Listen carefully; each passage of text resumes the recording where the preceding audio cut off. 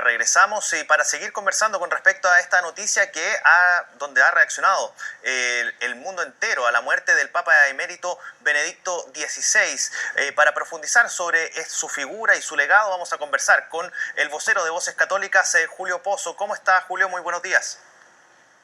Buenos días, Felipe, un gusto saludarte, aquí estamos disponibles. Igualmente, pues desearle un gran día. Julio, con respecto a la muerte de Benedicto XVI, ¿qué significa para la Iglesia Católica la figura de Benedicto XVI? Porque él no solamente fue un pontífice, también fue además trabajó como asesor de Juan Pablo II, cumplió un rol muy importante dentro también de la Iglesia alemana. Bueno, ¿qué significa la figura de Joseph Ratzinger y también la de Benedicto XVI ya como sumo pontífice? Joseph Ratzinger, principalmente, hablemos primero de él, una persona que digamos que es de bajo perfil, tímido, y que de alguna forma, dada lo brillante que fue, logró, increíblemente fue subiendo y escalando, siendo sacerdote, fue perito en el Concilio Vaticano II, un dato no menor, y gracias a eso llegó incluso a ser obispo auxiliar de Múnich, después arzobispo, después cardenal, muy joven, muy joven, y ahí ya conociendo a Juan Pablo II, lo lleva a la Congregación para la Doctrina de la Fe, en lo cual se queda prácticamente con él todo su papado. Es realmente alguien que sobresale, sin duda, por su inteligencia y alguien que va evolucionando también en su pensamiento. Recordemos que cuando fue al Concilio Vaticano II, él fue muy partidario escribió algo muy fuerte en relación a la teología de la liberación, pero también fue alguien que fue evolucionando, porque todos nosotros evolucionamos. Y obviamente después, como prefecto para la Congregación para la Doctrina de la Fe, dio muchas luces. Por ejemplo, renovó el catecismo de la Iglesia Católica, que tenía 500 años desactualizado, por decirlo así. Entonces fueron grandes realmente sus aportes. Es alguien que sin duda queda en la historia de la Iglesia, y yo creo también en la historia del mundo, porque tuvo mucha valentía. Él fue elegido ya mayor como pontífice a los 78 años, y tuvo, bueno, la valentía para denunciar los casos de abuso varios, ya, en los de Boston, los de Legionario de Cristo, en fin. Y también fue alguien que queda en la historia porque también hizo muchos puentes con el mundo angélico, ya, el mundo del Islam, en fin, el mundo judío. Una anécdota que me parece interesante recalcar, que cuando él fue elegido el año 2005, los luteranos de Roma fueron a la Basílica de San Pedro a rezar el Rosario, por ejemplo. Son anécdotas que dicen, desactualizado, pero realmente es alguien que producía ese sentimiento de cercanía, esa ternura, por decirlo así. Y obviamente el caso de abuso es algo que obviamente él enfrenta y comienza a enfrentar sin saber poco todo lo que iba a pasar después, ¿ya? Pero también es alguien que, siendo el tercero dentro del Vaticano, hay que recordar que cuando él era prefecto para la Congregación de la Doctrina de la Fe, él estaba por debajo de Sodano y del cardenal Re, que era la Congregación para los Obispos, con lo cual tuvo diferencias bien abiertas y no hay problema en comentar eso.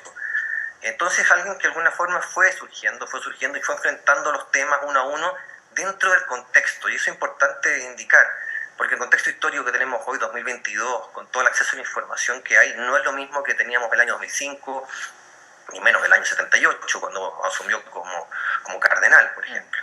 Entonces, son varias las luces que él da, ¿ya? Y también, especialmente este hito importante dentro del papado de presentar su renuncia. Yo creo que hay que ser muy valiente para ir contra la corriente de 800 años de curia romana, por decirlo así. Entonces, exacto, él es alguien que se enfrentó a comenzar con los cambios que ya venían de antes, pero yo diría que los aceleró un poco más.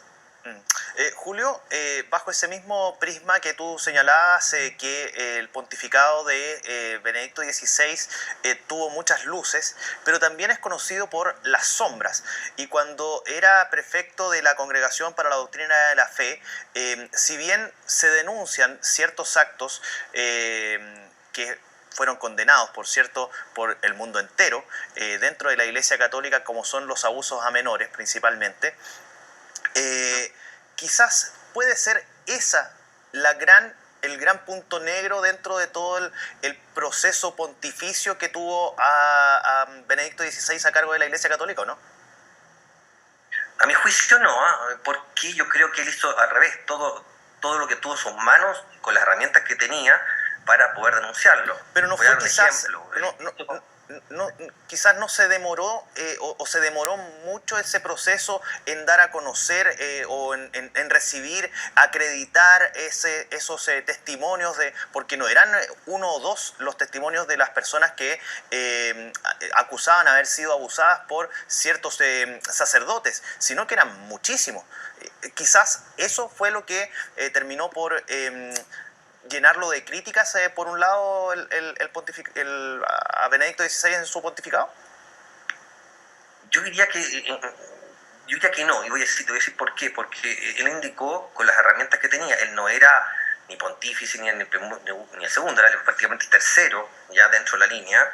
Y en el caso de los legionarios, recordemos que él levantó incluso el año 98 las primeras investigaciones, y finalmente los primeros testigos finalmente no quisieron seguir atestiguando, y finalmente ya fue a posterioridad, prácticamente ya cuando él asume el papado, que se vuelven a ratificar los testimonios en contra del fundador de la Legión de Cristo, de Marcial Maciel. Entonces ahí él realmente tuvo las herramientas para poder hacerlo. Antes entre comillas, les fue difícil. Por eso yo diría que él intentó muchas veces con las herramientas que tenía. Ahora, claro, si lo vemos en perspectiva, uno podría haber hecho más, pero en general las denuncias, en fin, desde comenzaron quizás el caso de Boston en el año 2002 hasta cuando ya se viene ¿cómo se llama? La primera sanción a Marcial Maciel el 2006, el tema empieza a crecer, las denuncias en forma exponencial, básicamente. Entonces, yo diría que es alguien que, entre comillas, enfrentó el tema, lo enfrentó en Sydney, se juntó con víctimas, en fin, es alguien que no rehuyó el tema por lo doloroso que era. Antes simplemente se bloqueaba y se lo bloqueaban, ¿no? Porque de alguna forma sí funciona también gran parte de la estructura vaticana. Son 800 años de estructura que no es fácil desprenderse de un minuto a otro. Entonces, yo diría que es el comienzo, lo ha seguido el Papa Francisco también, pero obviamente en perspectiva fue alguien que empezó a hacerse cargo. Recordemos Boston, Legionario, Irlanda, los enfrentó todos. Yo diría que no rehuyó ninguno de esa forma. Por tanto, yo diría que hay que ser también justo en el juicio histórico que vamos a hacer de su figura. Yo creo que es alguien que lo hizo totalmente de buena fe y como buen ser humano, siempre con luces y también con sombras también, como todos nosotros. Exacto, sí. A ver, y aquí yo quiero llevarte quizás a una definición más bien de la persona de Joseph Ratzinger, Benedicto XVI. Porque, claro, tú lo mencionabas al final, ha sido la portada de los diferentes medios y lo han titulado así. Benedicto XVI, el Papa emérito, ha fallecido. El Papa de las luces y sombras. Así ha sido calificado. ¿Cómo lo definirías tú? ¿Cómo quedaría registrado en la historia, no solamente de la Iglesia Católica, sino del mundo? Yo lo pondría como un Papa disruptivo, porque alguien que empezó a acelerar los cambios dentro de un mundo que le cuesta muchas veces aceptar los cambios y se resiste mucho a los cambios. Por tanto, yo creo que puso los ingredientes para acelerarlos un poco más, ¿ya? Es el que preparó la cancha, por decirlo así, para que venga Francisco y los que vengan después. Entonces yo diría que puede que seguramente quede salpicado, como cualquiera que está afectado en su gobierno en esto, pero yo diría que es eso, un papa disruptivo. Perfecto. Julio Pozo, vocero de Voces Católicas, muchísimas gracias por conversar con CNN Chile esta mañana. Muchas gracias, Felipe. Que esté muy bien.